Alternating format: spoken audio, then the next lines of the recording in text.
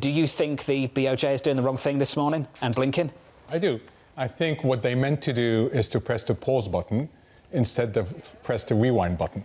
So rather than provide the market the opportunity to exit this carry trade in orderly fashion, they've given a signal to the market to put on more of the trade.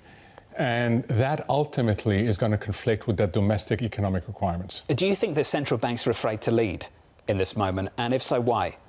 I think no one wants to be the Volcker moment. So what they'd rather do is see someone else try to do it. And if you need to reverse course, let them reverse course. I suspect there was enormous external pressure on the Bank of Japan last night. You probably went to bed too early, but Japanese stocks were indicated down hard. That was putting pressure on US futures. And next thing you know, the Bank of Japan comes out. When you say enormous external pressure, what external pressure are you talking about? So the narrative has evolved. And this actually speaks to a fundamental issue that there are no anchors to this market. There's no longer a growth anchor. There's no longer a policy anchor.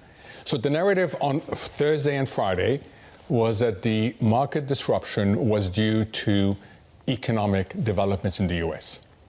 Then comes Monday, and suddenly everybody's pointing the finger at Japan. And by today, if you've noticed, the people who've come on have talked all about positioning. Positioning has become the main culprit for what has happened. And people forgot Thursday and Friday.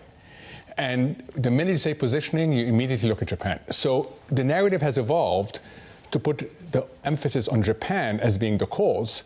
Now, all those people who rushed to predict intermediate cuts and everything else are going to have to scramble and get back on stage. I mean, it's fascinating to me to watch a really well-paid industry whipsawed the way it has been whipsawed. And to that point, not even just with Japan, forgetting about what happened, the context of it, and talking about positioning, it happened in the US too, where note after note said this was about positioning. This is actually extremely normal. You see 5% drawdowns 3 times in a year usually. You see a 10% drawdown once in a year. So business is normal.